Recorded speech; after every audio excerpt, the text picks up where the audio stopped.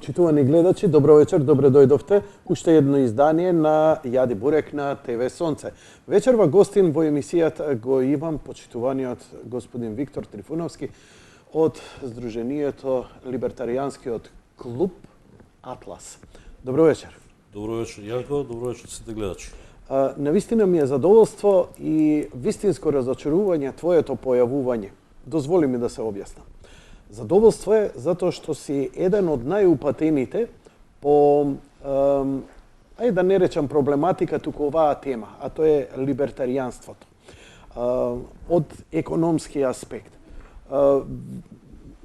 Просто е поразително дека во оваа земја, ја претпоставам дека има луѓе, поединци кои ја знаат и така натаму, но никој доволно елоквентен да седне и да ја збори оваа тема. Зошто? Виктор, сметам дека либертаријанскиот пристап, по мене лично, тоа е моje скромно мислење, е можеби најдобриот пристап кон нештата во светот, кој би ги решил скоро сите проблеми на еден елегантен и долгоречен начин. Дегутантно ми е сега повторно да објаснуваме што е либертаријанство. Јас ке почнам, не е проблем, тоа е еден малку... Сакаш? Повели. Еден малку поширок. И да им се извинам на гледачите заради огромното доцнење, заради технички причини, не можевме да доцниме, да почнеме на време и јас се извинувам поради тоа. Повелете. Вака, ајде да не се пресираме, бидејќи ми е не, тој е телевизиски бонтон, а ти слободно говориме на ти. Значи, либертаријанизам е најрадикална филозофија на индивидуализмот и на индивидуалните човекови слободи. Тоа значи, поединецот би требало да биде слободен да прави што сака, со своето тело, со својот живот и со својот имот. Се додека физички не ја загрозува слободата на друг човек, на друг поединец. Кога збориме од економски аспект, зборуваме за капитализам, односно за слободен пазар. Слободен пазар е економски систем каде што, вредностите не се одлучуваат на арбитрарен политички начин, туку врз основа на понудата и побарувачката. Старото име на капитализмот е слободен пазар. И тоа значи дека секој поединец е слободен, неограничено слободен да се појави во било кој стопански сектор, како инвеститор, како работник, како купувач и така натаму. Тоа би значило дека се поставува прашањето кога разговараме за наши актуелни проблеми, кога конечно ќе ја надминеме оваа тешка ситуација и кога конечно ќе живееме подобро. Никогаш. Одговорот, сега види, и овој одговор што ќе го дадам не е толку многу оптимистички. Па за некои луѓе, за некои поединци, дури е и помалку непријатен. Меѓутоа, сите кои што ова си го поставуваат во однос на самите себе, одговорот би бил кога тоа самите ќе го одработите. Зависно од вас, зависно од она вие што ќе го направите во животот. Зависно од она како ќе се позиционирате на пазарот, зависи од она што го правите и што произведувате за обичните луѓе, толку можете да очекувате и за возврат. Значи, секој еден би требало да почне од самиот себе си. Што можам јас да произведам на пазарот, што можам јас да понудам на пазарот. Од друга страна, колку можам да бидам продуктивен, дали можам да бидам двојно попродуктивен од она што сум денес. Дали можам да бидам... Да се мотивираш, да бидеш доволно слободен, за да се мотивираш себе си да бидеш колку е можно попродуктивен. Токму така. Во било кој сегмент, дали е економски, дали е уметнички, дали е културолошки, во било кој, дали е приватен. Значи, човекот секој ден подвиг да прави. Тоа е основата на филозофијата на либертаријанизмот. Апсолутно, да. Според, еве ќе цитирам Ајн Ранд, која пред емисија ја начнавме со незиниот роман Атлас Шрак. Она вика, секој човек за мене е херој, кој што го носи светот на плеки. Односно, сето тоа е илустрирано во оној старогрчки бог или титан Атлас, кој што го носи светот на своите плеки и ние го имаме одбрано и како наш символ локалните либертаријанци во Македонија. Односно, и некој се работи за една многу фасцинантна книга по која е снимена една трилогија од филмови која сигурно не би била на радар, се вика Атлас Шрак или како ќе дојде Шрак, значи со гестикулација ќе преведам ова. како Клапнат. спуштање на на раменјата. И сега ако е Атлас човек или Кој го држи кој што светот. го држи светот, односно ја создава материјалната цивилизација, нели сите ние сме атласи, нешто создаваме, нешто работиме, го подобруваме животот на некого, заработуваме за вознат, што ќе се случи, вика Айн Ранд, доколку Атлас ги спушти рамената. Таа книга ме фасцинира дека ја ги гледав трите филма, лоша продукција се, но многу интересна тема. Книгата не е преведена кај нас. Книгата може да се најде во PDF во бесплатна форма, сега си работат хакерите, нели, или како ќе ги наречеме оние. Ама на англиски, претпоставам. Меѓутоа на англиски, не е преведена на македонски, преведена на српски и на бугарски. Не знам колку може такви од PDF да се најде во А може и да се купи? Може да се купи Србија, Бугарија. Отлично. Да. Ова е интересно затоа што филмот фасцинираше и она што уште повеќе ме фасцинираше, а ти ме забезекна пред да почнеме емисијава, тој кој ми кажа дека оваа книга е пишувана 16 години во периодот помеѓу 14 години, 48 до 62. А ја мислев дека е напишана последниве 15-20 години, колку е актуелна. Она е 82 почината, Айн Ранд. Ова е неверојатно. Ја мислев 15 години дека она е инспирирано од актуелната политичка ситуација во светот и на западот. Да, Айн Ранд е родена 1905 година и е жртва на Лениновата диктатура. Родена е како Алиса Зиновјева Розбаум во богато семејство буржујско, како што го нарекуваат. 62 година бега во Америка со цел да стане сценарист, веројатно писател, меѓутоа станува филозоф, која што прави цел еден свој правец на филозофски правец кој што она го нарекува објективизам, она самата го нарекува објективизам, меѓутоа по сите параметри тоа е, ајде да така кажеме, една фракција на либертаријанизмот, бидејќи и либертаријанците имаат свои фракции до каде треба да биде државата. Она минимална држава, па имаш анархисти кои што сметат дека воопшто и не треба да има, дека буквално се може да понуди слободниот пазар.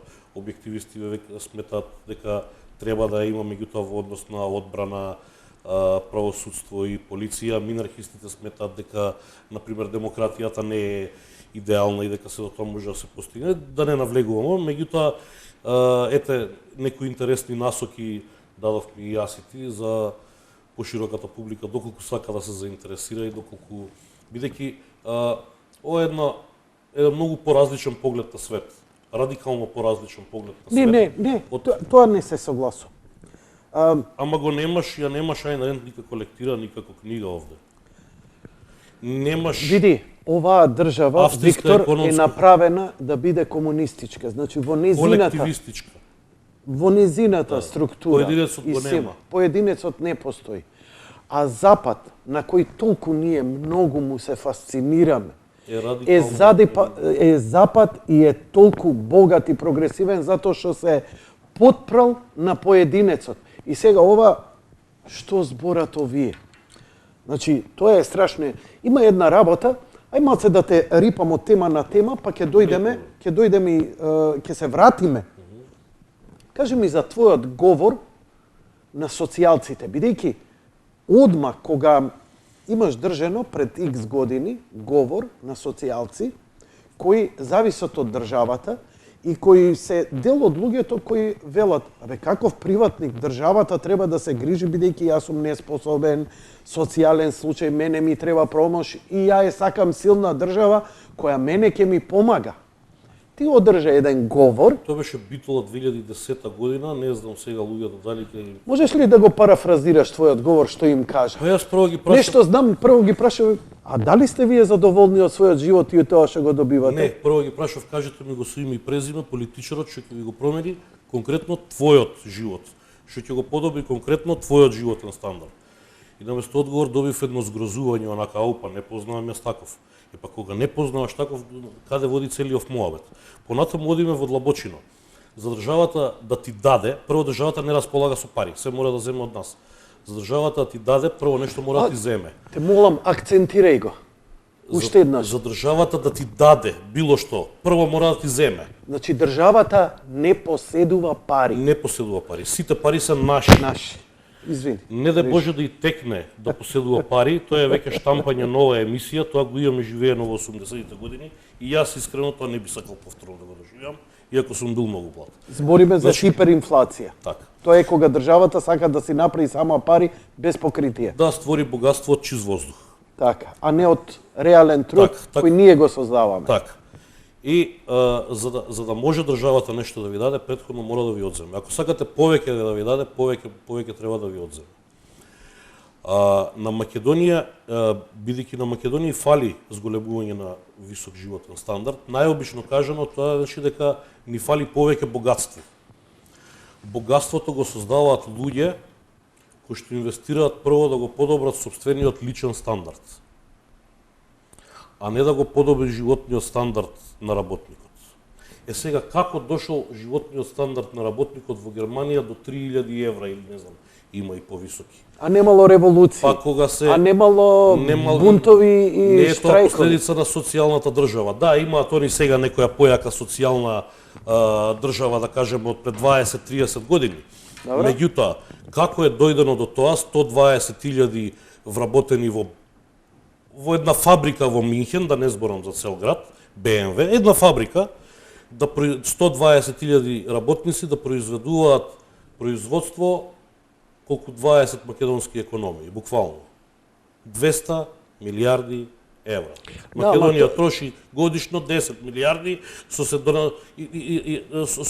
се донации од странство. Колку пари прават наши 120.000 работници? И како би направиле повеќе? Тоа се случува доколку ги пуштите инвеститорите овдека да инвестираат и неограничено да заработуваат. Они ви ја повлекуваат после тоа, ви прават побарувачка за работна сила и ја дигаат цената на работната рака нагоре.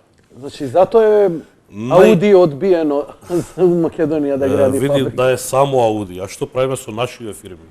Колку наши фирми, дали знаеш колку работи овдека се произведуваат? Да се вратиме, окей. се вратиме едно на друго.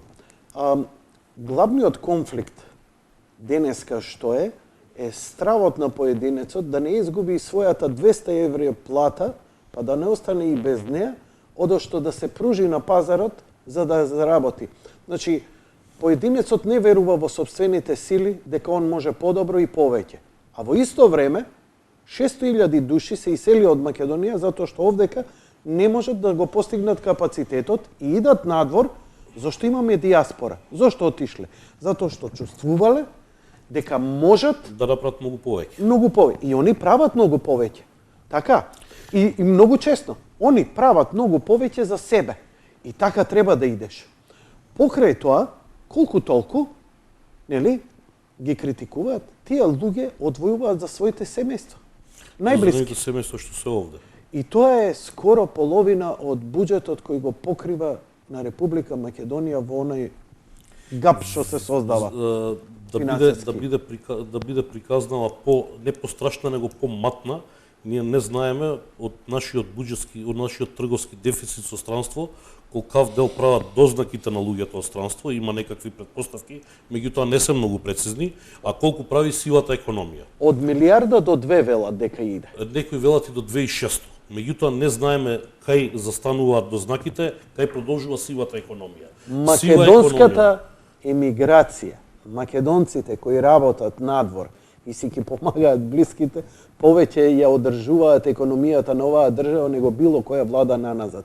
Но тоа е више него сигурно. Ова е, да, апсолутно. Сигурно не се појак, сигурно не е сивата економија овде појака од нив крај. Тоа е дефинитивно. Или железара или цементара. Така. Железарница, цементарница, литературно. Да се вратиме.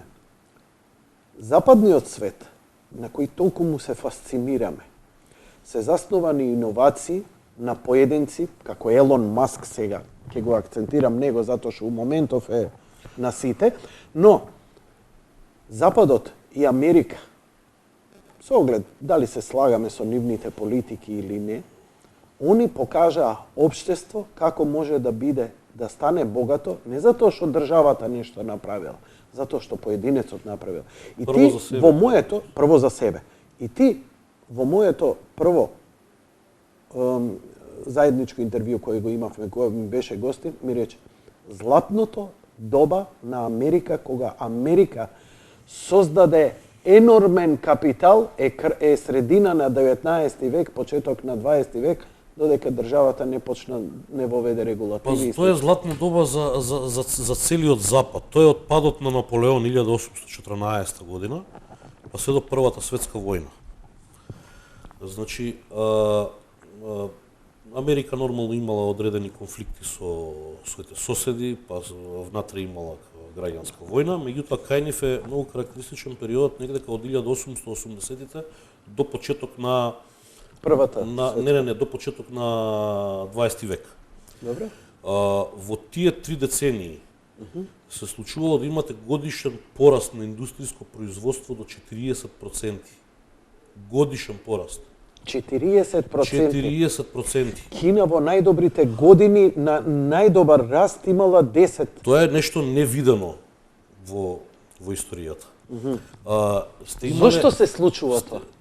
Затоа што буквално не постоела дозвола за работа. Не постоело никакво државно лиценцирање на било каков бизнес. Лиценци нула. Денеска државите трошат од 35 до 60% од она што го викаме БДП, од вкупната економија. Тогаш трошеле 4 до 5%, па нашиве го направиле ВМРО, затоа што Турска империја земала 10. Тоа било поише од дупло. Значи, паралелно дека е интересна. Добар си, отров. Да. Иако не биле само 10, те постои било многу повеќе. Браво, ти честитам на ова. Мислам, шега е нормално, ама одлично каже. Добро. Ке треба као цитат да ти се извади ова. БДП не растел со толкава динамика, меѓутоа цените се случувало да паѓаат и до 30% годишно. На таков начин цените се намалиле во однос на релативните примања и тоа е првиот иницијален скок на животниот стандард. Тогаш е уништен, тогаш е срозана и така наречената трудова теорија на вредноста на Карл Маркс, кој што викал никогаш платите на обичниот работник нема да ја надминат сумата за елементарен живот. Во последните 3 децении од 19-тиот век тоа се покажало како неточно. Само затоа што 1880 дојде. Но да исперцепираме. Да. Значи секој можел да стартува каков сака бизнис, колку сака, спрема пазарот и спрема собствената морал и етика и одговорност. И спрема собствените способности и спрема побројувањето на пазарот. И тогаш е периодот на најголемото создавање на капитал. Токму така. На Западот. Збориме кога е укинато робството, збориме кога колониализмот губи на сите возможни фронтови и тоа претежно се развиваат државите кои што немале своји колонии. Значи САД не била колонист и тогашна овдешна Австро-Унгарија.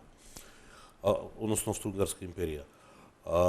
Тоа е не само најбрзиот економски раст во смисла на пораст на животен стандард, туку и најголемата поплава од иновации. Тогаш се победени сите болести кои што пустошеле во предкапиталистичка Европа и Америка. Тогаш се пронајдени вакцини, рентген и така натаму и така натаму. Значи ниту Ајнштајн, ниту Никола Тесла, ниту Пупин, ниту Даймлер, ниту Кодак, ниту Стивенсон. Не, зборам за овие личности кои ги напуштиле своите земји и рекле Балкан, ја не можам ништо да создадам во овие простори со овие. Многу интересна работа. И Никола Тесла и Алберт Ајнштајн отишли у Америка да создаваат и да креираат. А што се случувало овде?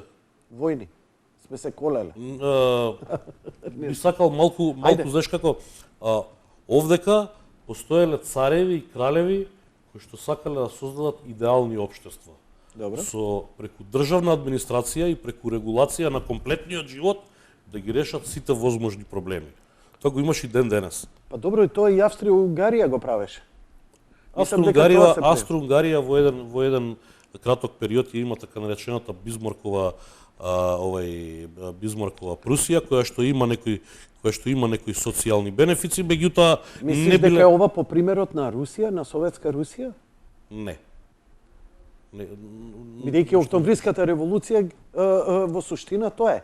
Нема приватно, Не постоиш као личност, постои само државата и она е битно и ништо друго. Да, апсолутно. И Добро, повели да искажеш се. Па не, зборот ми беше, ти ја спомна Австро-Унгарија. Австро-Унгарија имала некои социјални политики, меѓутоа во принцип државната потрошувачка ретко кога надминувала 5%. А зошто Главната- во Америка, Франција и Англија, индустријската револуција во Англија им успеа, во Америка се создава. Зошто не се создава вака на југ оваа ситуација? Затоа што Овој приватен бум, Шпанија, Јужна Италија, Балканите и така натаму. Ние, нели, тоа царевите што сакаме да создадеме така, идеални совршени. општества, ама да не работиме. Ама да не работиме, ако може од соседната земја, тие блиските села да ги отцепиме, да направиме поголема држава, нели? Ако може одредени историски неправди да задоволиме и претежно се занимаваме со тривијални проблеми во смисла етничка символика, фолклор во политиката. Браво. И као сето тоа ќе го зголеми и ќе го подобри егото на нашата заедница. Затоа пред малку ти реков, не е комунистички, него е колективистички. Тој може да биде социјалистички, може да биде националистички. И едното и другото ти водат во колективизам, и едното и другото ја фаворизираат групата, индивидуата ти е нула, а богатството е заеднички казан. Како што паралелата помеѓу двата пата на комунизмот и на фашизмот се можеби најистоветните и најблиските и најсоодветни и најкомпатибилни општествени системи за кои нас не научија дека се Така. не. Добро, златното доба 40% годишен нараст, 30 години индустриско производство. Да. И овде е одговорот како се изградија таа инфраструктура. Значи, ова ми беше поента во однос на нас. Значи, пази, имаме министер кој што ти ја кажува Данска, ама Данска во 21 век. Какви даноци имала? А они да стигнат до овие даноци?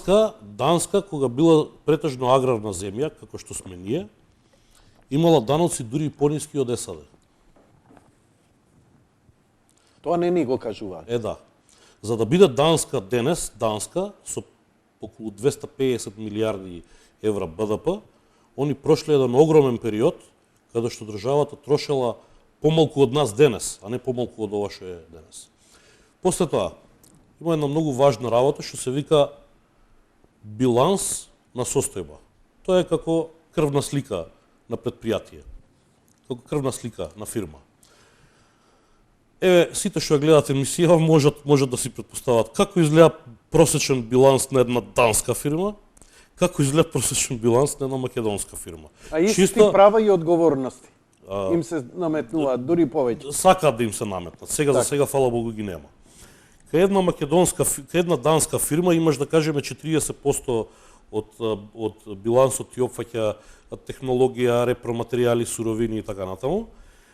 Некои си 20 до 30% ти е инфраструктура и останатите 20-30% ти се хартии од вредност. Дали се тоа акции, обврзници, дали се тоа пари на жиросметки и така натаму.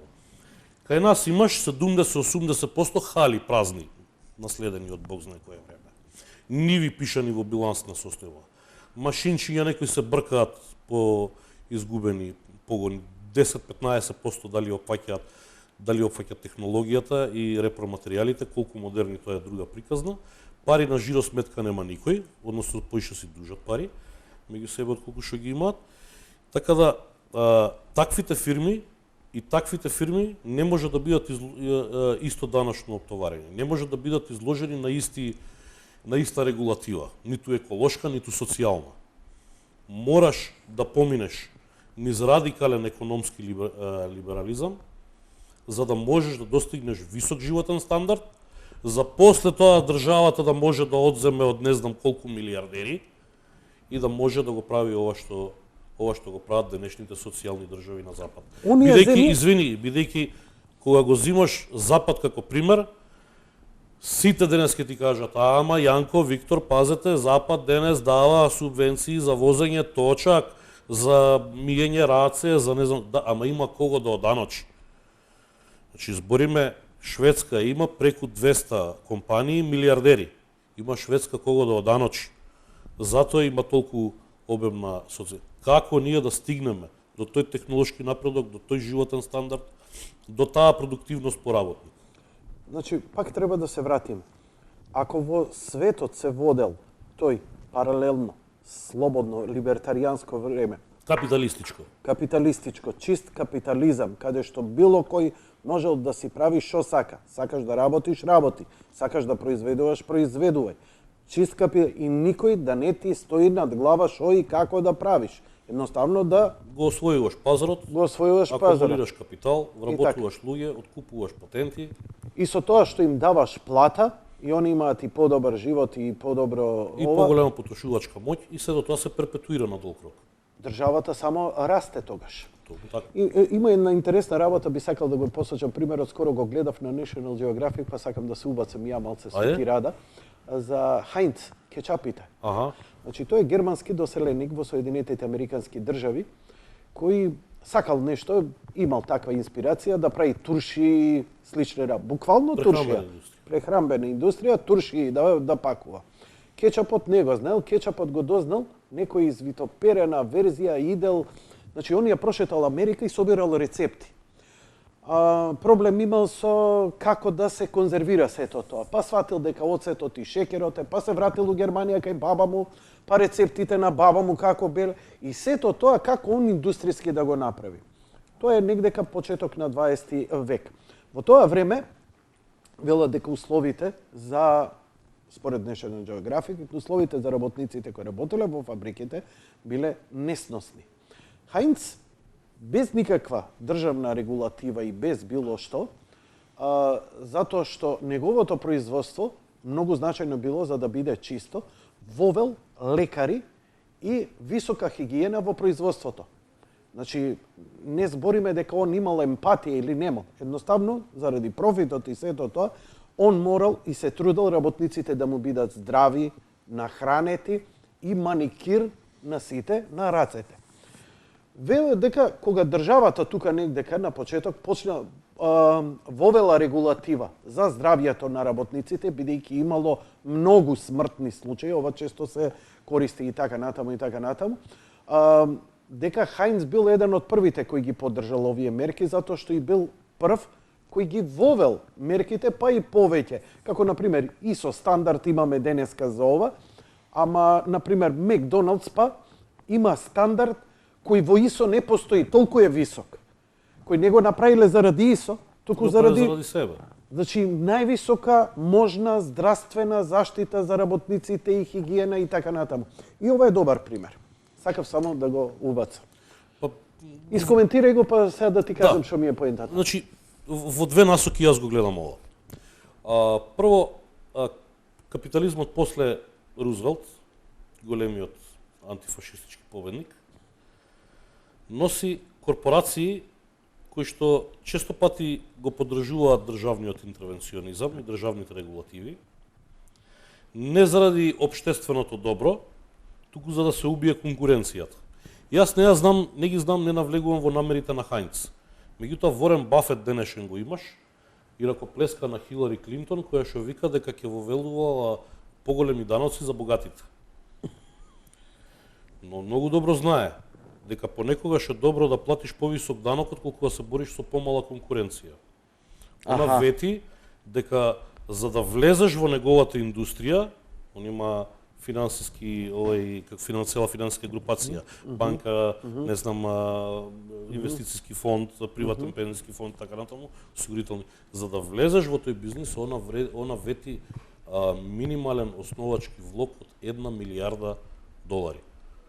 Па сега види. Во моментов е... Тоа значи дека мал човек не може да развие 20-30 милиони е во моментов. Преку 100 би затвориле во таков случај. Затоа...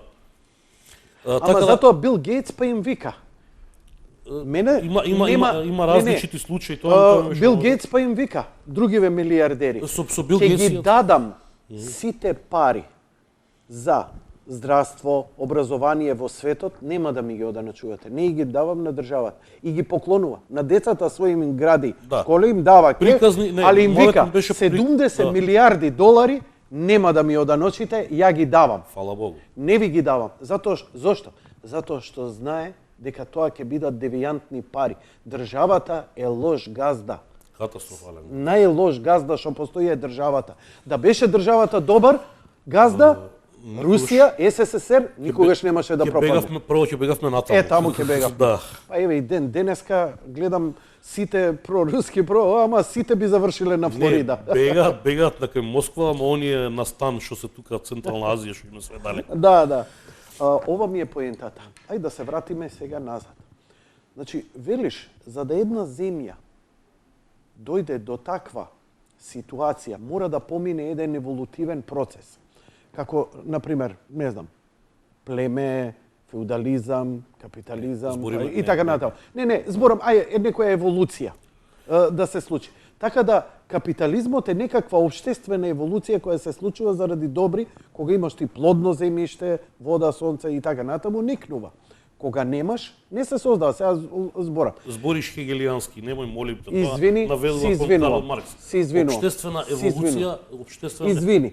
Нему извини. Не. Мислам Ова ми е поентата, зашо сакам да те наведам за разговор. Како Македонија да дојде на тоа ниво, збориш за Данска, што се поминала во животот, ја тоа го викам еволуција, бидејќи немам подобра. Така. Ме разбираш, за да дојде денеска да има кого да оданочи, да има толку богато општество, па да субвенционира Како би изгледало тоа во Македонија, ти омови? Значи, дали таков процес може на земја да се случи, на некоја земја, кога тој процес многу одамна завршил? Светски, кога бил светски процес, например златното доба, крај на 19 почеток на 20 век. Слично било и во Данска во тој период. Во Германија, во Обединетото кралство. Дали денеска е возможно? Такви процеси, дали е возможно? Дали е возможно? Така. Еве вака, 74 година први дипломатски односи меѓу Кина и САД. Интересно е приказнало.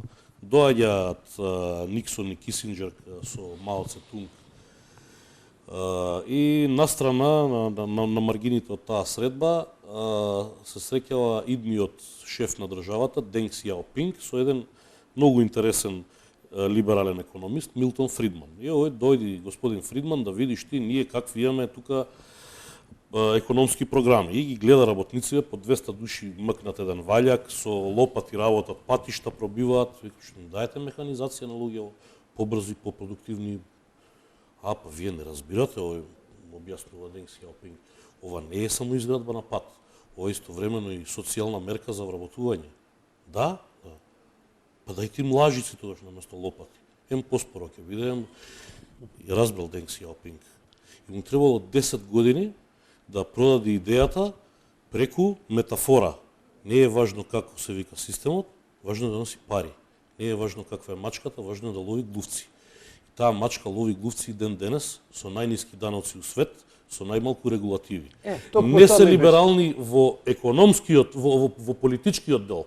Мислимо е ако си со намера партија да оформиш. Така. Ама ако сакаш да оформиш, да почнеш бизнис, широко ти поле. Значи тука е клучот на успехот. Сакаш Виетнам, сакаш Сингапур, сакаш Хонг-Конг. Сите овие се блиски до оние стандарди 19 вековни, ние што збориме, од аспект на даноците и регулативите. А ги направија како Кореја, ги направија како Јапонија, само заради тоа што им дозволија на приватниците ниски даноци, никакви регулативи, економски слободи и единствено државата што прави е ти го штити приватниот капитал и ти обезбедува правен систем, каде што се суди, да кажеме, народски ни по баби, ни по стричеви. Тие денеска земји ги европските земји. Една Германија која што е многу поскапа од нас, сакаш во работна рака, сакаш во даноци, зошто има повеќе инвестиции од сите овие државички кои што се поевтини, помали даноци? Чекај да те парафразирам за да ми разберат и овие што не сакаат да разберат. Така, окей. Значи, ние имаме филозофија дека затоа што сме ефтини, имаме две филозофии. Едната е дека борците за работнички права кои дека им дозволуваме инвестиции овде, а многу биле ниски платите, да сме им барале високи плати. Така. А другата филозофија е ние инвестиции дај било што е можно повеќе бидејќи сме ефтини и бидејќи нели за мали пари он може Инвестиции да не се привлекуваат. Но зошто нели ќе речат па доаѓаат овде затоа што е 200 евра плата.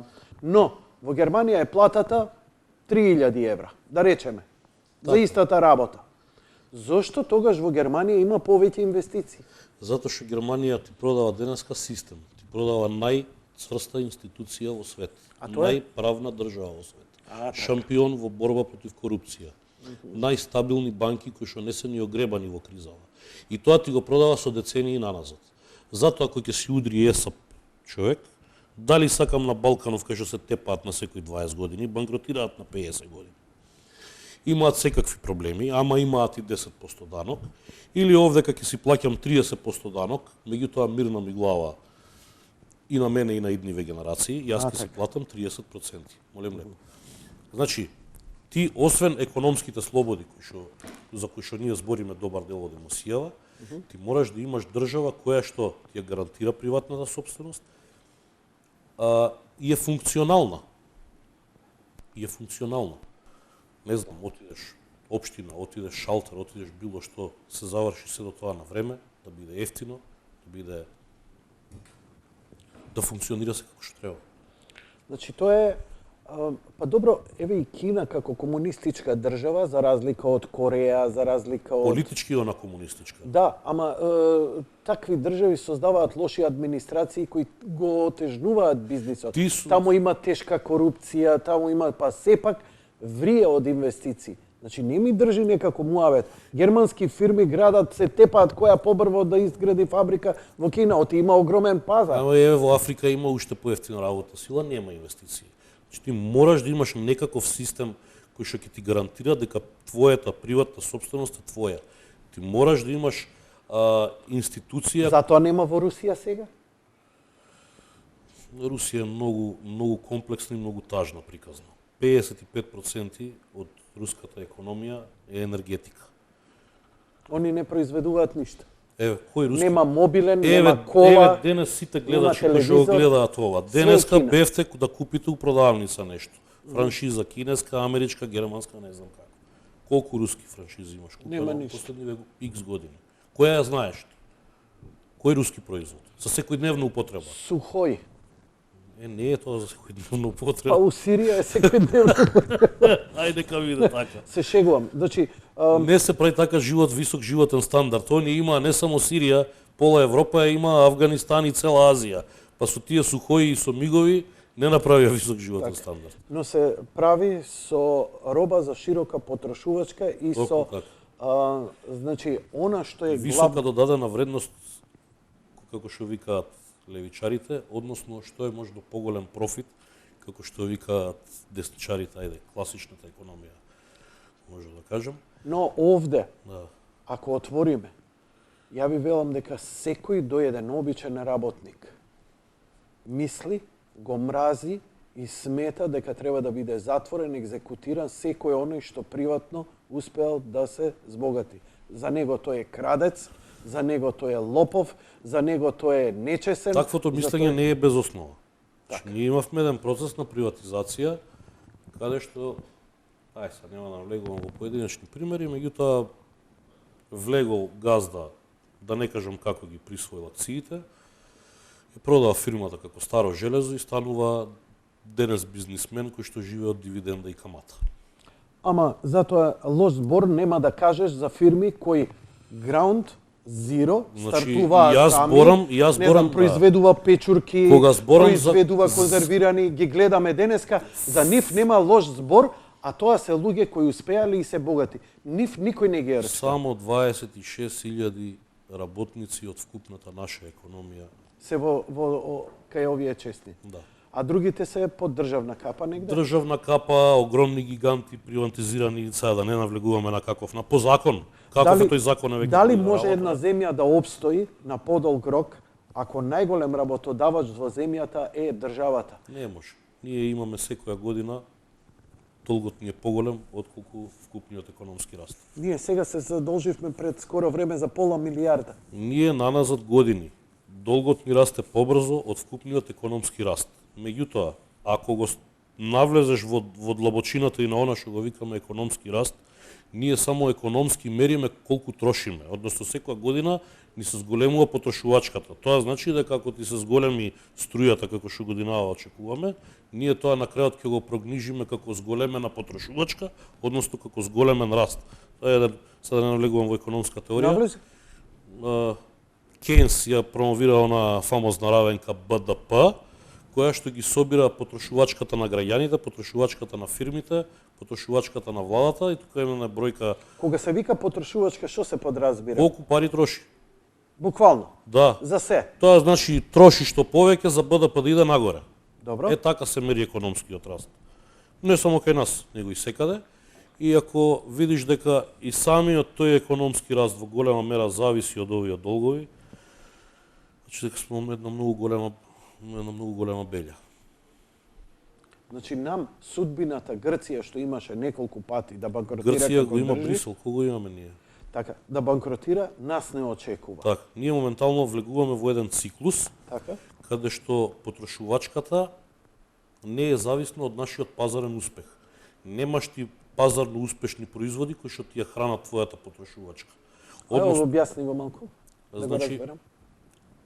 еве од Адам Смит тоа е богатството на народите. Еден народ е богат онолку колку што успева да му продаде на светот. Или Германија, ако ја земеме, зошто е толку богата, 6% од светска популација има 24% од светско производство на производи за широка потрошувачка. Многу произведува, многу продава, висок животен стандард. Она што ние го трошиме. Тука влегува ли и франшизата? И франшизата влегува. Не знам, ласер диск сите користат, да речеме.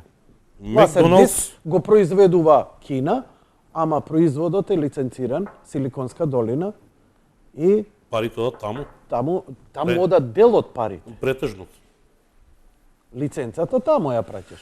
$300 плата и иде за работниците таму, да, Да, и некои да. си даноци кои што рековме дека се ниски. Поголемиот дел си оди Силиконска долина. Значи Кока-кола овдека Така. си плаќа Остај ти- даноци, све тоа Така, фино така, за така. државата. Но главниот профит Атланта. си иде у Атланта. Е така. Е, Значи, така. ако ја гледаш така американската економија, не е 21 милиарда, не е 21 трилион, него е 61. А затоа они го накачуваат дефицитот се повеќе. и Затоа они мислат дека можат да вечно да штампаат. Али тоа е веќе друга работа, се вратиме ние на нашата локална трагедија. Значи најголемиот Можеш ли да ја задржиш мислата, бидејќи Кажи. малце се залетавме, а доцна почнавме, време ми е за блокот реклами, да направиме една пауза. Да. И веднаш да продолжиме. Ќе продолжиме, значи задржи ја мислата, ќе продолжиме за нашава трагична ситуација и ќе продолжиме што се случува со Америка по доаѓањето на Трамп и мерките версус на толку нивниот сакан Обама. Одиме режи.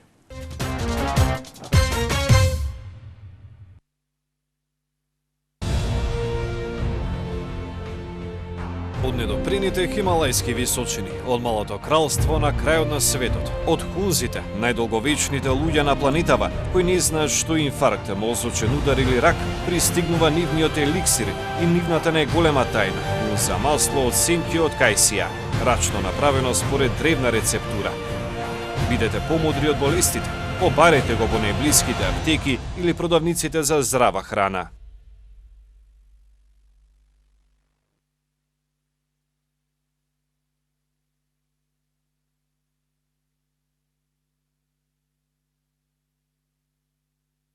Онлайн издание со содржини и вести од сите области од Македонија и од диаспората за афирмација на македонските национални вредности во цел свет, секаде каде што живеат луѓе чија етничка и државна припадност ги поврзува со Македонија. Македонско сонце, 18 години, македонски светски магазин. Големиот љубеник во еднината на Македонија. Донатор и голем хуманист. Големиот македонец.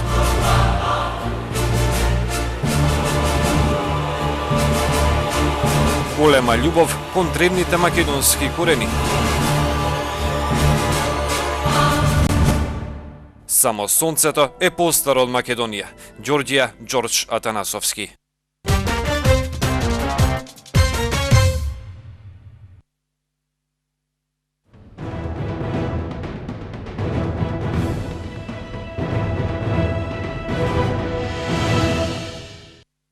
Сервилната надворешна политика на владата на Зоран Заев и Никола Димитров кон соседите е погрешна. Главните актери од Букурешкиот договор со кој Македонија е распарчена и денес после 105 години не доживуваат како плен за делба. Ставот на Прванов, кој 10 години беше бугарски председател, е уште еден доказ дека договорот за добрососедство е само во корист на Бугарија. Затоа Македонската алијанса со сите политички средства ќе се бори Македонија еднострано да го раскине овој штетен договор, согласно член 13.3 од истиот. Нов Букурешки договор не прифаќаме. Бараме итен прекин на преговорите за името. Не прифаќаме придавки или одредници кои треба да го обезличат македонскиот народ. Ние знаеме кои сме, македонци од Македонија, и нам не ни треба нов идентитет. Грција и Бугарија кои имаат проблем со териториите кои неправедно ни ги одземаа во 1913-та, можат самите да си ги исполнат условите кои ни ги поставуваат. За да направат разлика со границите на Република Македонија, бугарите и грците самите нека се стават географски одредници на Егејска и Пиринска Македонија. Причината на нивниот страф е јасен. Нивната асимилаторска политика е насочена по секоја цена да го избришат фактот дека во Грција има 1,7 милиони, а во Бугарија повеќе од милион македонци по потекло. Не постои сила која ќе не натера да го промениме нашето вековно име Македонија. Татковината мора да излезе од замката која веќе подолг период и се подготвува. Јасно е дека Грција и Бугарија никогаш нема да го прифатат и признаат постоењето на македонскиот национален идентитет. Грчките радикали секојдневно измислуваат нови имиња за Македонија, за кои не сакаат ниту превод на англиски јазик.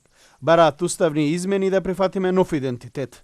Меѓународниот фактор треба да го разбудиме со шок дипломатија. Бараме прво да се спроведе пресудата на Меѓународниот суд во Хаг и Македонија веднаш да стане полноправен член на НАТО алијансата. Дотогаш сите разговори и преговори се безпредметни.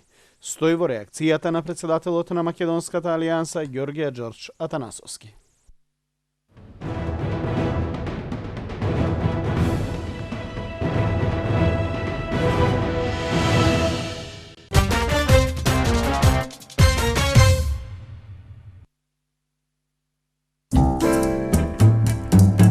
Градско такси Сонце. Повикајте не на телефонскиот број 15 100 или титнете на 072 25 25 25. Ќе не препознаете по сликите на македонското сонце, Александар и портата Македонија на нашите возила. Нови возила со професионални возачи, безбеден превоз за вас и вашето семејство. Пристигнете на вашата дестинација со стил. Прашајте за попуст кај вашиот возач. Градско такси Сонце. Повикајте не на телефон 15 100.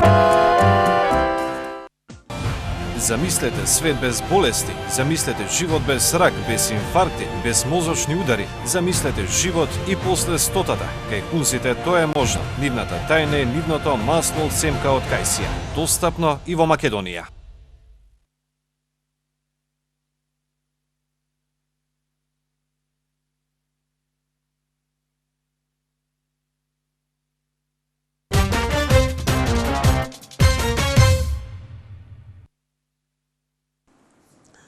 Може и стручна дискусија да биде интересна, ама јас секогаш сакам да го популаризирам тоа. Од Карл Саган наваму и од Стивен Хокинг сваќам дека и најтешките теми можат да се да ги да кажам пластично се објаснат. Да се објаснат и да ги возбудат позитивно гледачите на кои им се обраќаме и сами да се заинтересираат за целава тема.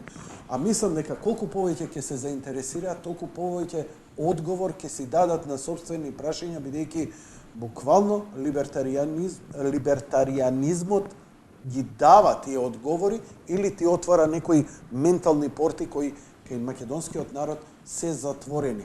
А тоа е државата да биде јака, партијата да ти обезбеди работа. Мене уште ми стигаат писма.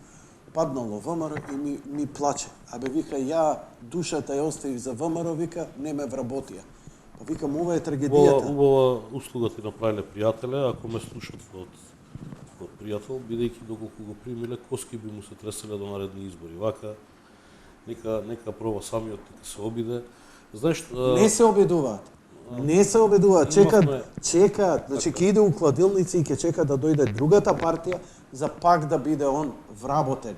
Тоа е трагедија. Ништо од себе не вадиш. И после се чудат од кај излезе Симон Трпчевски, од кај излезе Тоше Проевски, од кај излезе Горан Пандев. Па сигурно вложил нешто во себе. Фала Сети се наназад колку ти си вложил во себе за да зголемиш својата продуктивност. Значи, седејќи вака Атлас, македонските либертаријанци, често пати сме размислувале, добро, еве, знаеме ние теоретски да кажуваме, превземи го животот во своји раце, превземи приватна иницијатива, отвори фирма, Како практично тоа да го направиш? Како практично тоа? Има еден, сега не сакам да биде реклама, меѓутоа има еден на неделен вестник кој што многу убаво вели, вика, идејата е највредна работа. Се друго е пари. Идејата е капитал, така пишува. Се друго е пари. Има тука голема вистина. Меѓутоа, пробувајќи да ги елиминираме ваквите теоретски, да кажам, препреки, теоретските фортификации, онака, што всушност би можел да работи обичен човек со минимум квалификации, со минимум знаење, едноставно да отвори фирма. Тоа е просто неверојатно колку различни типови на производство има во Македонија. Просто е неверојатно колку мали погони и погончиња со едно, со две машинчиња има за пакување на зрнасти производи, за производство на пластични производи, за производство на, нека не биде карикирање, чорапи од секаков материјал, за производство на кекс, првата работа? кондиторски производи. Мојата работа? Да. Угостителство. Од колку години? Неполни 18. Прашајме што е мојата прва работа. Збориме работа за пари. Не. Првото, извини. Ај, од како дете, како први пари си заработил? 86-та година пред Славија продавање цвеќе. Не се сеќавам какво беше. Океј. Колку години си имал тогаш? 9. Добро. Ќе ти кажам. Се обидувам само да се сетам што беше поправо. Летно време не сум бил од 8 до 3 на работа. Извини. Прво беше продавање знаменце на Социјалистичка република Југославија и Македонија на мостот железнички кај Водњанска. Порано што беше, тука поминуваше пруга, тука беа колосеците и имаше еден пешачки мост, за да не чекаш, имаше рампа. И тука стоев и продавав такви. Заработив од комунизмот и социјализмот 2 сладоледа.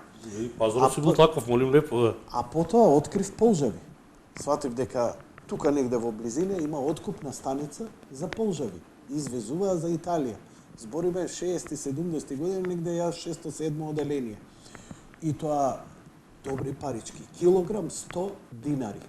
Знаеш што беше 100 динари за мене? Не се допотрошува. И тоа ми иницирало можеби у животот да си овозможувам нешто. Човек кога еднаш... Но денеска те убедуваат, не, само школа. Ја мислам дека човек школа, да, ама ти завршува 18 години и нема никакво работно искуство, ништо не фати. Мора обичните луѓе да прават разлика меѓу образование и знаење. Знаење, да. Образование било какво во никој случај. Знаењето во животот мораш да го добиеш за да бидеш попродуктивен. Знаење да, образование и не мора. Ми се допаѓа ова. Значи, знаењето те прави продуктивен. Ако си ти образован во смисла на сексуалност кај малцински групи на жени, што можеш ти на пазар, извини, молим те, да произведеш? Интересна работа, пред некој ден прашав нешто за некој производ, го барав. И од Македонија ми пратија, вика, го има во нашиот маркет, но и ми снимија видео, интересна работа сега, во Битола, детенце, 10 години, може би малце постара, стои на каса и наплаќа.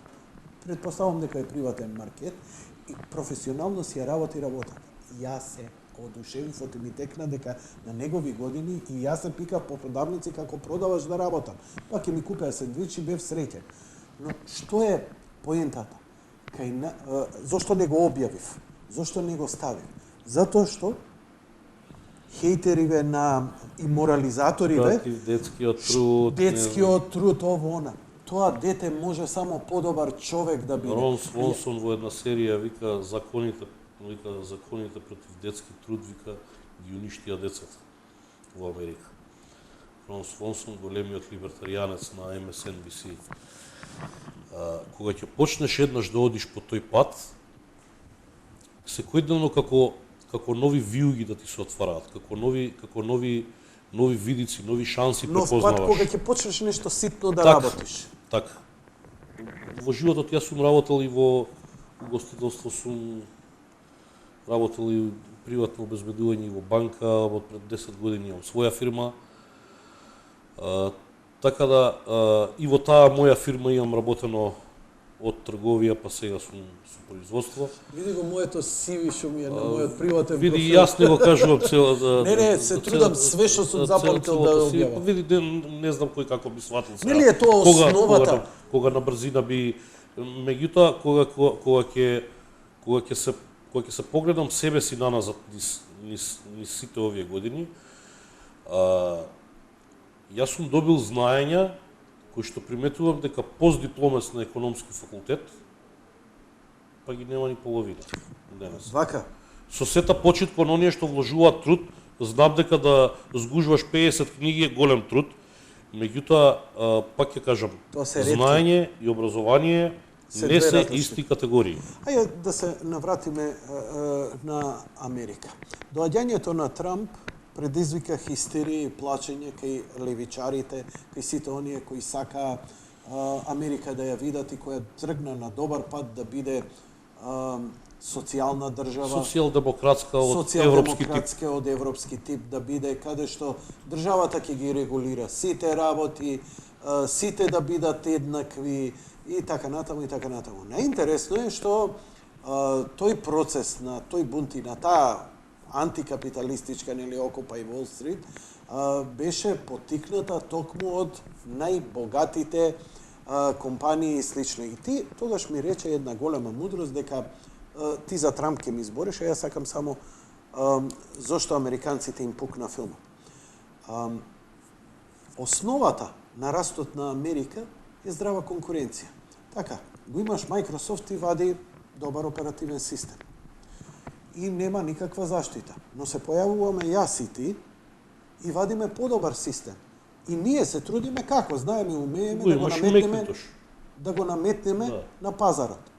Но државата, големите компании во интерес државен ги заштитува од било какви економски падови, кризи и така натаму. Па и конкуренција. Конкуренција ти можеш и да се вратиш на 30-тите години, бидејќи ако ги отворам телефоните, а нема, прво што ќе речат како работниците страдале заради капитализмот во 30-тите години, големата депресија. Ти ми рече, големата депресија настануваат во оној момент кога државата почнала регулативи. Во времето на Калвин Кулич и на Херберт Хувер, предходните двајца председатели, решија да ја закрепнат земјата заради падот на индустријата по Првата светска војна. Значи, оние циклуси кои што претходно не биле игнорирани, почнуваат да се игнорираат. Значи, сето она што е, ти кога ќе влезеш во еден циклус, да произведуваш производи кои што се пазарно неприфатливи, например, за воена потреба, Прва светска војна, од оружја, од транспортни средства, од муниција, од логистика за војската и така натаму, и ти ќе дојдеш во еден период, дали тоа ќе биде со задолжување или со нови емисии на пари, ти ќе дојдеш во еден момент кога повеќе не можеш да се задолжуваш, кога повеќе не можеш да печатиш пари. Тогаш доаѓаш во циклус кога требаш да ги вратиш тие пари, односно треба да го стопнеш печатењето. Во тој момент умираат сите оние кои што зависеле од печатање пари, односно од задолжување на државата. И нормално е да имаш рецесија. Значи, најпаметно е, за да немаш рецесија, не треба да имаш претходно вештачко стимулирање на производството. Односно хиперпродукција, како што се јавила 32-33 година. Меѓутоа, не поради тоа што пазарот се покажал како неефикасен, туку бидејќи државата произведувала над пазарните можности. Ете, тоа е во однос на големата криза. Што се случува? Овој процес на Обама не е процес на ослободување некакви граѓански слободи, туку е наметнување и државна заштита или како се вика државен протекционизам врз најголемите компании, да не им се случи никаква здрава конкуренција доле на Државен протекционизам помалку или повеќе Америка имала секогаш, не толку можеби колку Европа, меѓутоа државен протекционизам не е толку карактеристичен за Обама. Но со за Обама доаѓањето е карактеристична социјалната политика. така. Вршењето на социјални трансфери. Национализацијата или делумната национализација на цели сектори. Немилосрдни регулативи. И сето тоа произведе да големи американски компании заминат во Азија, во Азија. претежно во Кина. Се сеќавам на разговорот помеѓу Стив Џобс и Обама, кога Обама му вика зошто iPhone, кој е американски производ, не се произведува во Америка. Му вика никогаш нема да се произведува во Америка. И оно му објаснува прво за логистиката, дека Америка во овој момент не може да произведе логистика. Нема доволен број на инженери, нема доволен број на работници, нема регулативите, де факто му збори. Регулативите мене не ми дозволуваат. Што се случува со Трамп? Што се случува откако доаѓа Трамп, иако овие хистерија, фризурата, ово, она, но американски компании се враќаат во Америка. Зошто? Прво, да почнам со изборите. Тоа и се уште е битка меѓу прогресивна Америка и конзервативна Америка. Прогресивна Америка која што сака да се менува во европски дискурс и конзервативна Америка која што сака да остане во најголем дел, ајде да кажам, слободно пазарна капиталистичка. Теренот беше подготвен за Хилари Клинтон и претходно од Обама, и прогресивистите владеат со сите медиуми, со индустријата за забава, владеат со во многу полиња, во многу владеат во Холивуд, така да сето тоа беше некако наместено за Хилари да дојде на својата ветена позиција за која што се збори веќе со децении, нели, прва жена претседател и така натаму. Меѓутоа испадна дека Америка размислува поинаку. Буквално сите медиуми беа против Доналд Трамп и се уште се. Меѓутоа човекот со тесна бројка, меѓутоа сепак победи. При тоа прогресивна Америка го користи традиционалниот речник, традиционалниот вокабулар, бидејќи не може на економски теми да добија дебатата. Кога ќе намалиш данок, ти си поконкурентен, економијата ти јакне. Без разлика што можеш да рониш дробни солзи над оние на кои што им потребна социјална помош или оние кои што бараат. Намалиш даноци во правна држава која што функционира, намалиш даноци и регулативи, економијата оди нагоре. Не може прогресивна Америка да ја добија таа економска дебата. И од таму произлегуваат прозивањата на Доналд Трамп за расизам, за шовинизам, за не знам што. Имаше една книга што ја објави сега неодамна Майкл Волф, разговарал со градинарите, со кафекуварите во Бела куќа за тоа какви гести правил по ходници, што зборел дали оставал храна. И тоа е едно као еден негативен лајт мотив кој што треба врз него. Уствари тоа ти се теми кои што може да се разговарат во утринска емисија. Човекот направи најголемо даночно расторатување после Роналд Реган и најголема дерегулација на бизнисите после Роналд Реган. Од 36% но намали корпоративниот данок на 21%. Дозволите кои што беа за IT индустрија, за транспорт, за петрохемиска индустрија, поготово за производство на електрична енергија. Во време на Обама имаше една вистинска војна против јагленот.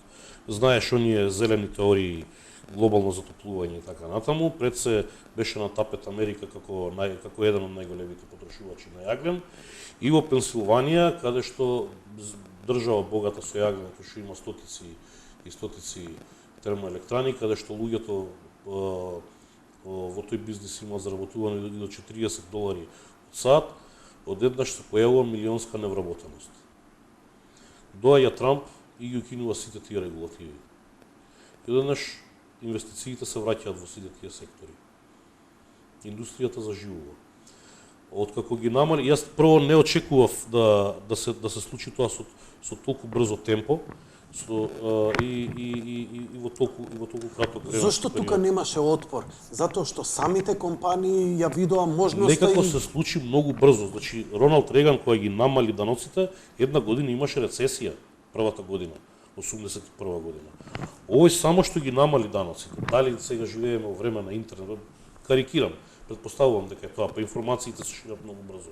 Само што ги намали даноците, не помина ни недела дена, фирмите најавија, американските фирми најавија огромни повлекување на огромни средства од нивните филијали по светот.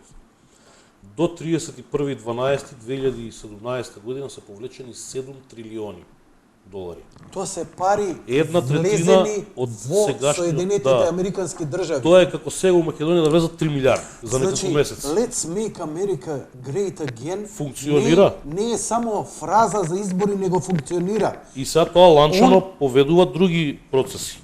Што ќе се случува? Очекуваат фирмиве да има повлекување на работни места. Мајко му, јас како да си ги сочувам сега работнициве? Бонуси. Од 1000 до 5000 долари месечно. А овие што вриштеа најмногу хиспано, црнци, ово, она, ваму и таму, сега они си наоѓаат работа. Црнците имаат рекордно ниска невработеност. Нивната невработеност се мери од 60 години. И читав дека рекордна 6,8% не била никогаш невработеност. Рекордна невработеност владее во моментов во Америка, што значи сите Рекордно ниска невработеност. Рекордно ниска невработеност и сите оние што зборе он бил анти ова, ваму и таму, сега видоа дека... И повлекува и нивните гласови. Не, ќе гласаат они пак за ова другово. Еве, се јавуваат се повеќе и повеќе групи. Да. Извинете, прогресивци, јас си најдов работа за 30 долари на саат. Пријатно. Се повеќе и повеќе такви групи има. Зошто тоа на Трамп му успеа? Зошто не им успеа на сите други? Заради тоа што... Што е разликата? Обама имаше идеологија која ја тераат Сорос, либералите, левите либерали и така натаму, која е просто, не знам, ја не ми се допаѓа нивната идеологија и економски пристап. Прво пристап. човекот ја задолжи земјата за 9 трилиона долара. И тоа е терет кој што... Обама. Да, Барак Обама. За нешто над 9 трилиона. 9.000 милиарди долари. 9.000 милиарди, колку сите председатели од Џорџ Вашингтон до Џорџ Буш. Он така Junior. купуваше социјален мир. Не купи ништо. Државата растеше со 1,7% годишно. Најслаб економски раст од било кој председател во Не историја. му се бунеа. Па не му се бунеа, бидејќи даваше оние food stamps, како ќе ги преведеш. Па тоа зборам, купуваше социјален мир. Да, меѓутоа цените им отидоа на енергијата за 20% нагоре. И поскапе енергија во просек со 20% нагоре. И не го препознаваа тоа. Нормално дека нема да го препознаат. И извини Хилари, ние не ќе повеќе по тој пат. Бираме Трамп. Но ова покажува дека масата народ, за разлика од во Македонија, таму има добра свест. Им се смееме на американците дека се глупави, дека се вакви, а ова покажува... Точно е дека имаат отсуство на општа култура. Појма немам кој е Владимир Путин. Сега ти суди го заради тоа, нему е некој голем минус. Ама знае што е најдобро за него и неговото семејство. Ама кој ќе му кажат, ниските даноци носат тоа, зголемените даноци носат тоа, па види ти кај се наоѓаш. И има висока свест за себе и своето семејство. 10 пати помалку ќе сгреши од колку македонец на избори. И сега кој е поглуп? Така. Ние сме поглупи. Тоа е дефинитивно. Тоа што ние знаеме кој е председател на Бангладеш или по ова, по она, гледаме колку ни е добра државата. А глупиве американци, како вика, нели она комунистичко време, глуп народ, силна држава. Не знам баш. Не, па не знам баш дали е така. Не знам баш. Моја и твоја генерација, Кенет Каунда, 90% го знаат кој е. Apple само повлече 400 милиарди долари од Кина. Има во Македонија, например, ја еднаш го пуштив тоа, да има на некој начин, дали направи Трамп даночна амнестија? Бидејќи во Македонија, претходниот директор на УЈП ми вика, ја имам во фиока, не во фиока, туку како идеја, за да Македонија, токму ова дојде, регулативата се спушти и даночна амнестија. Сите тие што краде, нивните пари се надвор. Да ги внесат Крадење натре, во која смисла? приватизација... Приватизацијата званично беше по закон. Да, Преку агенција за приватизација изгласана во парламент. Абе, слушај, Трифун, Мифун, ово и оној, не им се богатствата тука, надвор им се. Затоа што знаат, ако им дојдат тука, ќе им ги раскуба. Но, што правиме, ако во даночна една амнестија, обшта, за сите, Ништо. ништо нема да се случи, а? Значи ти, ако си добар за инвестиции, Чим немаш регулативи, тебе ќе те препознае капиталот и ќе дојде овде. самите они ќе вложат. Нормално. Прво ќе се види... Затоа го изнесоа парите, бидејќи овде да ги вложат име црна дупка. Ама, ете го, прогласи нешто слично Путин. Добро? Гусински не дојде.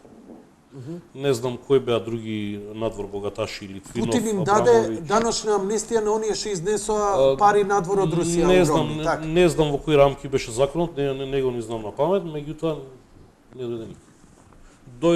Повеќе дојда овие што се странските компании Elf, Shelf, British Petrol, Кои вадат кои енергенси. вадат енергенси, до $32, дечки, ваши се парите, над $32 се за моиве сухои, тенкови и Так. така дале, ја да се покажувам колку сум добар.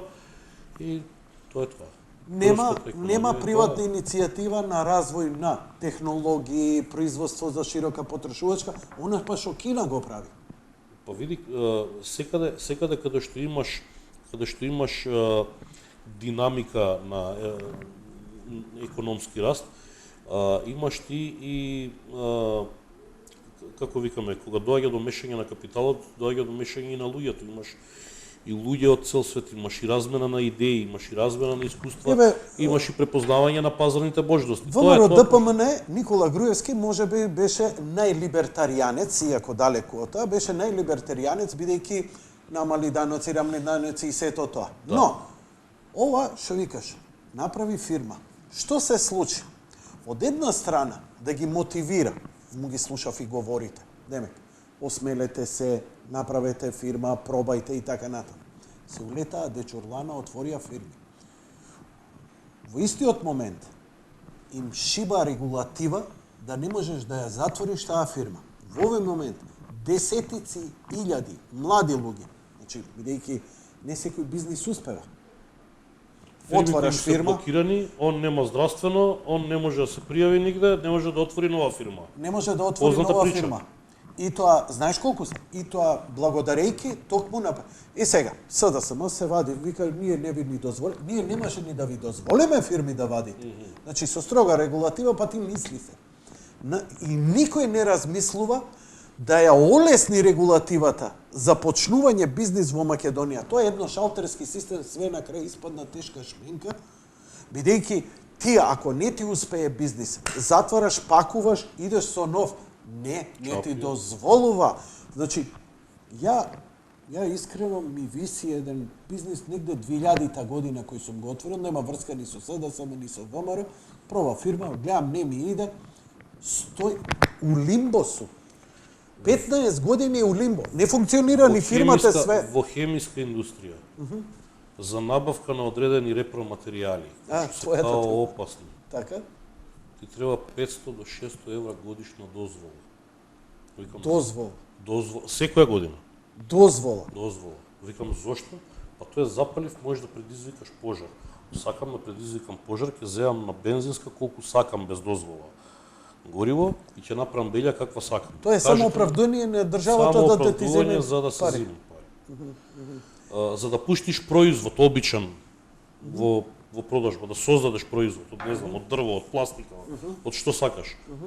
Испод 2000 евра процедура не може да биде поевтино. Колку тоа?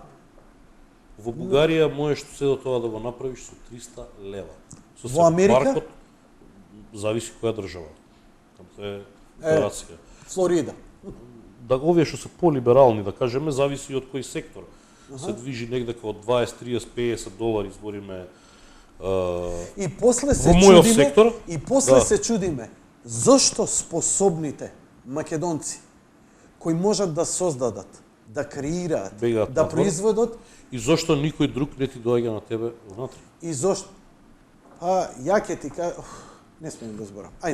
Колку Значи, колку од тие луѓе не ќе се остави и Америка, од патриотски причини Да. ќе отворат нешто овдека, и кој ќе се фабрика, хотелче, нешто ово она. немаш доволно осветлување. Инспекции го крадат, го лажат, го све. Човек, пази, Ја, зборам за фискален Македонија. Гестапо И после, пази, хейтењето повторно кон нив. Не ти е гајле тебе за Македонија. Не. Ниф им е гајле за Македонија. Нам, ние што го трпиме ова и ништо не преземаме, нам не ни е гајле. Вие, народе, што сте овде, не македонците кои се во Америка, во Австралија, во Германија, кои работат и заработуваат. Не, вие не ви е гајле за Македонија што останавте тука. Мене не ми е гајле. Зошто? Затоа што ништо не направив овој булшит да се смени. Ова тиранија. Затоа што ако ја сум одлучил државна работа, окей, сакам да бидам наставник, државна работа не ме интересира, јас сум учител и толку и така натаму. Ама доаѓаат моите деца. За моите деца нема работа. Ау, не чинела партијата. Не, друже. Не ти чини системот. Затоа што си бил игнорантен. Затоа што твојот син, така е, затоа што сега твојот син треба да произведува за да ти добиеш плата. Од каде ти е пари? Односно пензија, кога ќе се пензионираш. Тоа се парите кои ќе стигнат од диаспората. Така. И кои ќе стигнат. Ја у моментов, мојава емисија е труд. Ништо не заработува. Немам реклама. Немам ништо.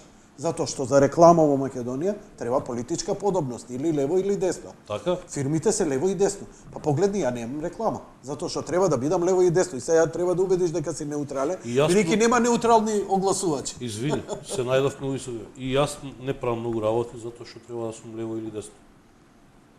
Имаш еден куп бизниси кои што не смееш да ги чепкаш ако не си лево или десно.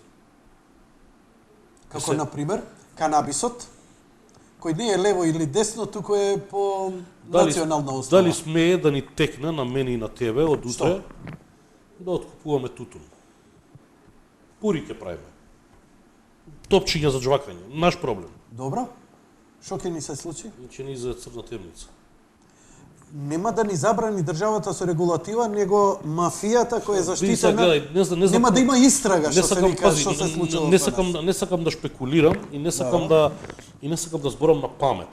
Меѓутоа, самите гледачи ќе препознаат за која тоа политичко корпоративно underground шема збориме, а која што го подрива системот кој што ние го сакаме, а нив би ги уништил. Која е таа политичко underground партиска шема од која што луѓето стрепат, од која што луѓето се плашат, од која што напуштаат медиуми, од која што се откажуваат да зборат гласно, или можеби си автоцензурираат текстови, статуси на социјалните мрежи и така натаму. Тоа е тој канцер кој што тебе не ти дава да станеш правна држава, кој што ти продава филмови, слушај да се интегрираме овде, ќе биде рај на земја. Тоа е партизирана држава. Партизирано, криминализирано. И претходниот и овој систем истото го функционира. Ама види, тоа што ние, тиранијата, 91 година сме ја поделиле на две партии, не значи дека сме ја напуштиле. Збориш за промена на системот комунистички. Комунистичкиот систем функционира во Македонија. Ние сме го поделиле на две партии. Не значи дека сме го победиле, не значи дека сме го надминали. Моите патриотски колеги новинари вината ја префрлаат на американците, германците, странскиот фактор. Што е нивната? Ништо. Ја колку повеќе се запознам, не е вината. Целата вина е во нас. Ние го дозволуваме, ние го сакаме овој систем. Они само констатираат состојба. Да.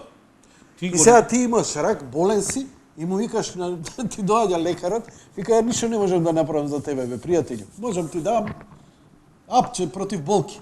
И ти си крив. Сакаш да ме убиеш. Сакаш да ме убиеш, мене лошо да ми биде, не ме лечиш. Тоа е трагедија. не сакаат да го видат одговорот, бидејќи човек треба да му биде нешто очигледно. Зошто вашите блиски си заминаа од Македонија? Зошто кога ќе им успее бизнисот, или како приватник, или како работник, било што да работи, не му е подобро таму кај што отишол, одошто во Македонија. И зошто се овие клучните земји? Канада, Соединетите Американски држави, Германија, Австралија. Заради тоа што се најслободни. Какви слободи? Економски најслободни. Најмногу правни. Најмногу тие заштита на приватната собственост. И си го цени својот долар. Брат, ти можеш да квичиш. Абе, мене ми треба. Извинете, вие у Македонија ви $50. Знаеш што ме плаши? Може би било добро за Македонија да љосне еднаш од земја, да искрвари некако војна, економски, да не пукне и да се свестиме што ни се приоритети. Не да слушаме партијата на говор или државата што ни кажува, морал, не знам, да учи 15 години. Го гледаш детето, дали има капацитет за учење или не. Брат, сакаш да работи? Ти не знаеш у која двојба сум, син ми вика, абе, молим те, пушти ме да работам. Абе, те молам, заврши го факултетот. Ти не знаеш, вака се кинам у себе. Ама ти си така скроен. И јас сум скроен. Али, му давам вака. Можеш ли баланс да си направиш у животот и да работиш? Тоа колку е лесно да се каже. И да работиш и да студираш. Прифати. И работи, и студира, и учи. Потешко му е, али вика, мене ми е подобро. Ти не знаеш, вика, колку ми е мене подобро, да не морам 2000 денари ја да барам од тебе джепарлак месечно. Вика, тоа мене живот ми отвара. И тоа што викаш, кога ќе почнеш еднаш, чакри ти се менуваат. И сега, сам се мотивира побрзо да го откачи факултетот за да почне да работи. Муабетот не му е политика, идење у кладилница. Не. Него е сосема друга. Сака да работи. Виугата е сосема друга. Нешто друго што ме плаши. Две работи се. Прво е предприемачката култура овде, а второ, дека евентуалниот банкрот на оваа држава не би ни отворил очи. Прво, предприемачкиот дух во Македонија е дискутабилен кај повеќето луѓе. Кој ќе отидеш ти со сета почит кон исклучоци. Меѓутоа, кога ќе отидеш, кој ќе ја видиш нашава диаспора, кој ќе ја споредиш, например, со диаспора од Азија. Дали се они нешто надпросечни? Тоа е нешто неверојатно. 95% од азијатите кои што идат на запад се одлучуваат на своја фирма. Кај нашиве тој процент далеку помал. Во Европа е далеку помал. Они сакаат да работат у Макдоналдс, подобро ќе го плати, да речеме. Сигурно, на плата, чао пријатно. А азијативе фирми отварат низ цел свет. 95%. Да, па кога у Белград он отвара фирма. Како па, ете, од нивниот економски раст идат во цел свет да се пробат. Јас тоа не можам да си го. И тоа не може. Има подобри услови во Кина, он решава да иде во Србија, затоа што има некоја регулатива за послободно, он се пушта тука. И многу успеваат. Процентот на успешни фирми кај ни се неверојатно висок, огромен. Ама затоа го имаат еврејското. Фамилија и работење од сабајле до вечер. Значи жртва. Нема кај него 6-часовно работно време. Или 8 часови. Нема 8-часовно време. Он работи од сабајле до вечер.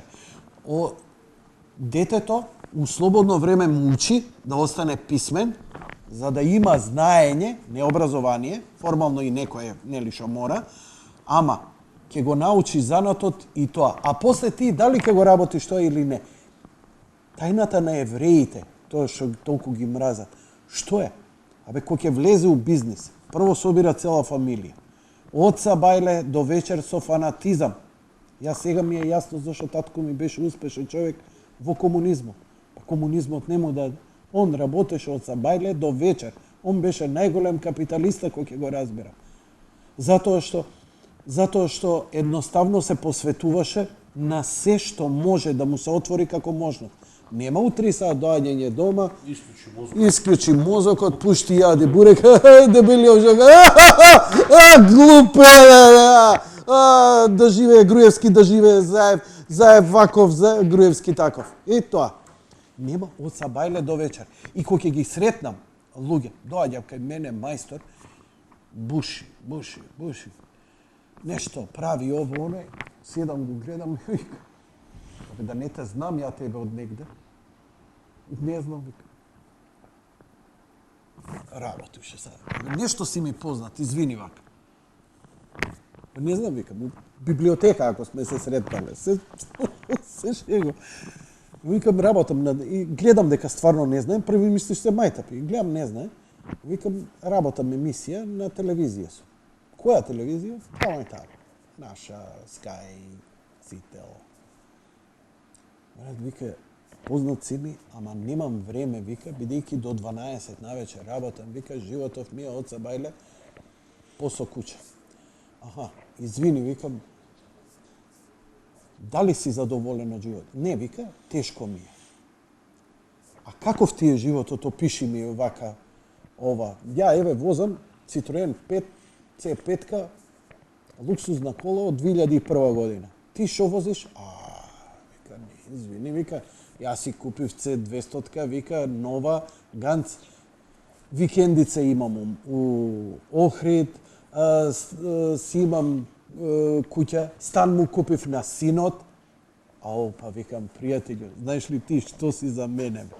Ти си Доналд Трамп за мене, бе, пријател. Буржуазија да си Значи, изразам идеолошки. он со својата посветеност и жртвување, затоа што и ја од такви луѓе научив, Јанко, на што личи тоа?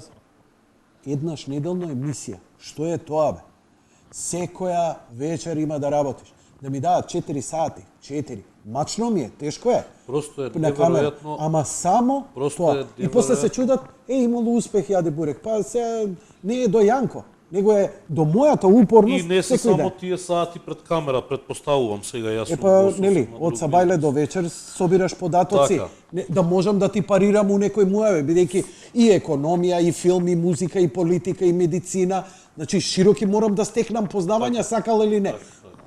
Згора на тоа, мене ми е задоволство. Вечерва од тебе ја научив нешто, мене ќе ми користи утре министер можеби за економија. Нешто што мислам дека е интересно за гледачите е дека Значи, може во секој сегмент човек да се надгради во себе секој си. момент, Во секој момент. можете да се надградите. Значи ако не почнете, пази, Само не на да Фејсбук. немаме Не на Фејсбук. да То немаме нема илузија, шанс. не можат сите луѓе да имаат фирми, не можат сите луѓе Апсолутно, да треба некој и да работи на земја. Меѓутоа, ако не си кадарен да водиш фирма, можеш да бидеш кадарен да бидеш и тоа како добро платен работник.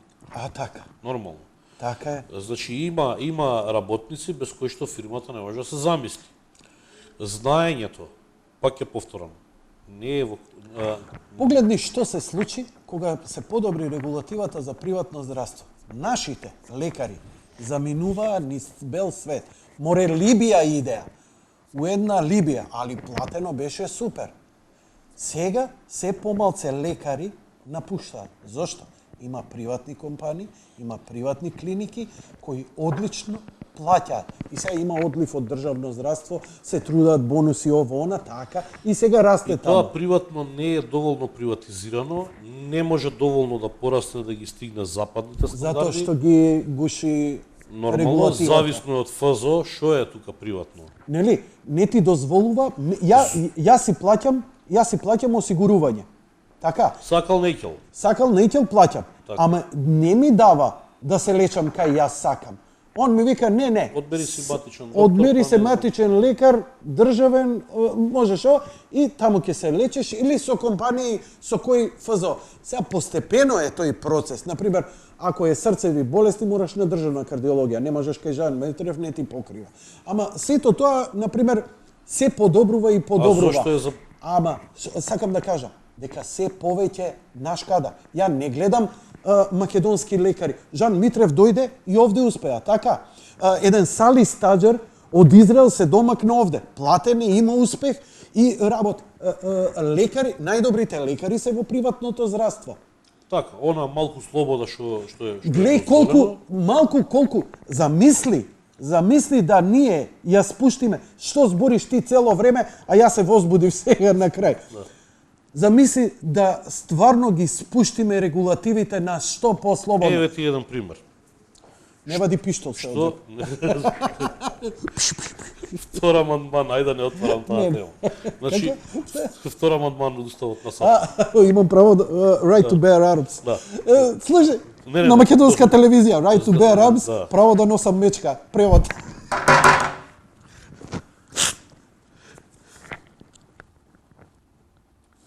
Добро. Не фатих смеја, Да, ајде се не, шегуваме, добро. Да, значи, Повели.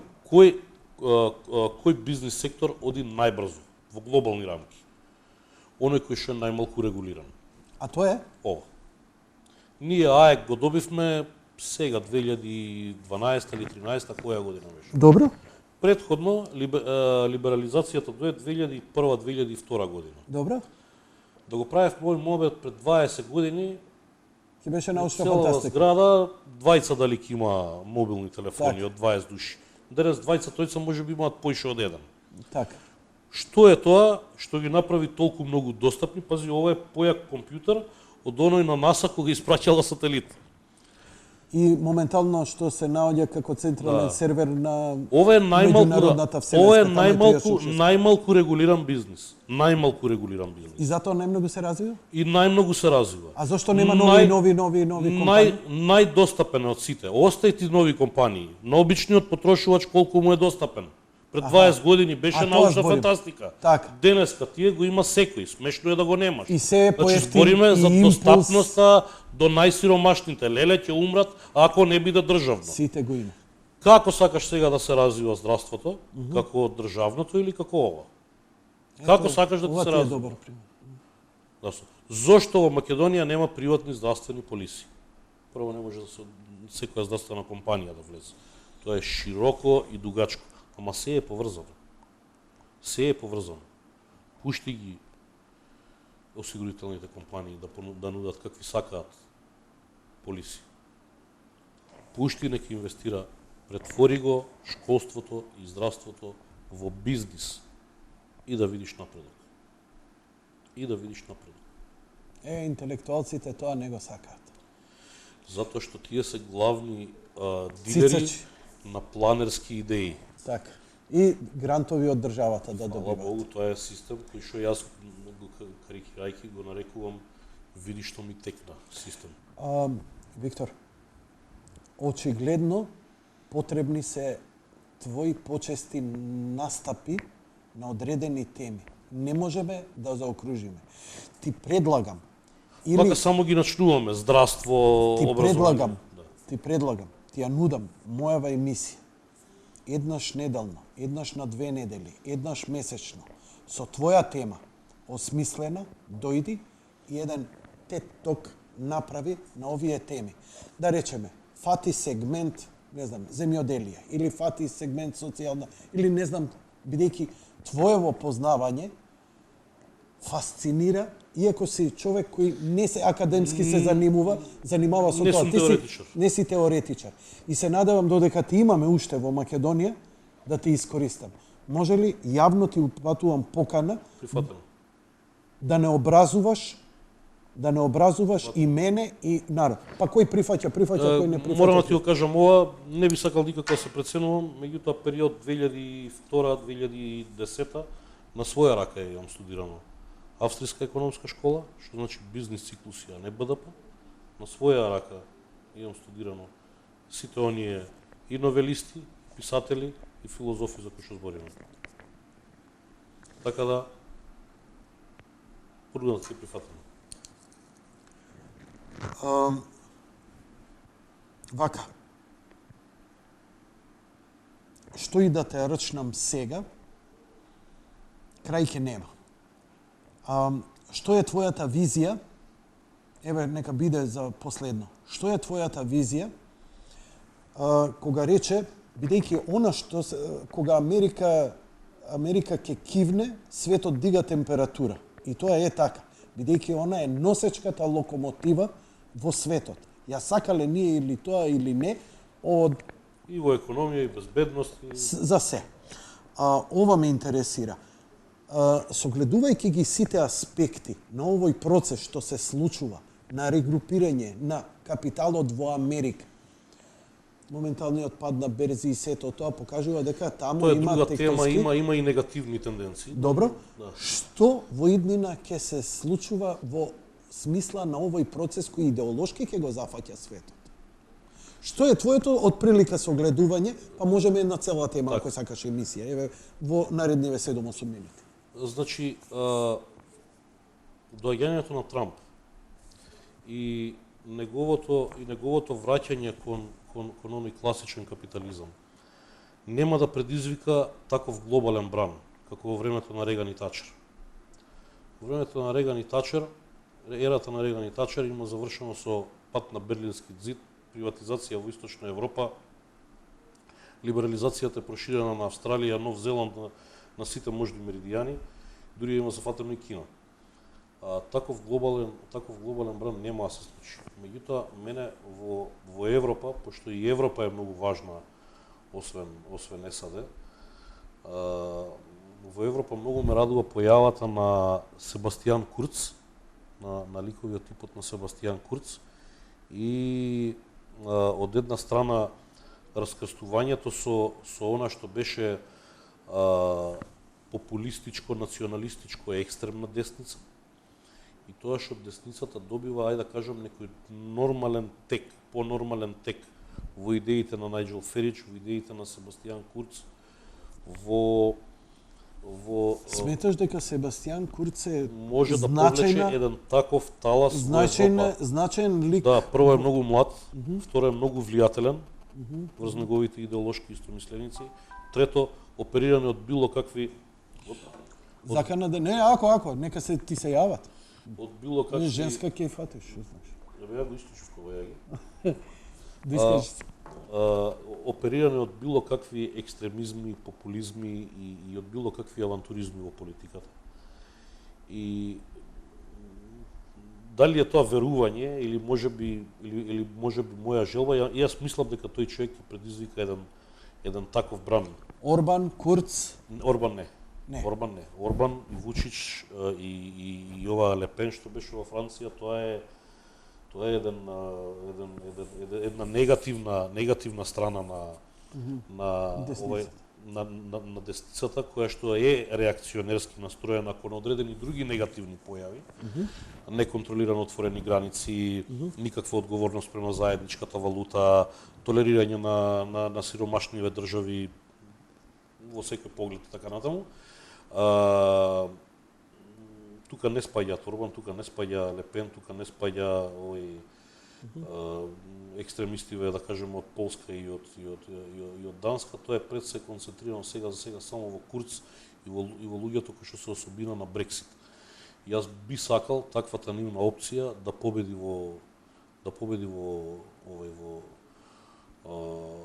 Европска унија. Драго ми е што Шулц не направи самиот влада во Германија. Меѓутоа, кога станува збор за економски за економијата на глобален план, ние сите ќе бидеме сведоци на збориме нели на средини на дол крок, сите ние ќе бидеме сведоци на проблеми кои што ќе произлезат од САД, а се поврзани со курсот на доларот. Значи, најдобрата работа не од идеолошко-политички, туку од економски аспект е појавата на Трамп со сите негови мани. Со сите мислиш дека ќе повлече храброст на еден бран? Глобален бран нема да повлече, бидејќи Но ќе охрабри ли? Ќе донесе напредок за Америка во првиот негов мандат. Меѓутоа, понатаму како ќе се пази 9 трилиона долара одштампувај пред него. Како тоа ќе се одрази на финансискиот пазар? Веќе има сериозни поместувања, тоа се сега за сега мали најави, тоа се државни проекти, пазарот ги нема. Се тоа последица од претходно. Да, пазарот го нема отфрлено доларот, одредени централни банки го имаат отфрлено дел од доларот. После мене потоп. Меѓутоа се надевам дека до тоа нема да дојде, меѓутоа ќе има сериозни проблеми. Не, за Обама збор. За Обама, да. После мене потоп. Да, или јас или потоп. Или јас или потоп. Да. Многу ти благодарам. Останува, значи, средина сме на февруари, до крај на месецот уште една емисија правиме. Ќе ги правиме поесенцијални, ќе ги правиме и поскратени. Посконцентрирани на еден проблем. Практични примери во светот, историски искуства, што треба конкретно да се промени во Македонија, кои закони пречат во Македонија и бујрум акција луѓе во тој правец. Така. А ти можеш да си отпечатиш маичка со твојата фирма, па ете да имаш некој бенефит од целава работа. Даваш идеи кои што... Почитувани гледачи, тоа беше се за вечерва. Благодарам за вашето внимание. Лека ноќ и пријатно.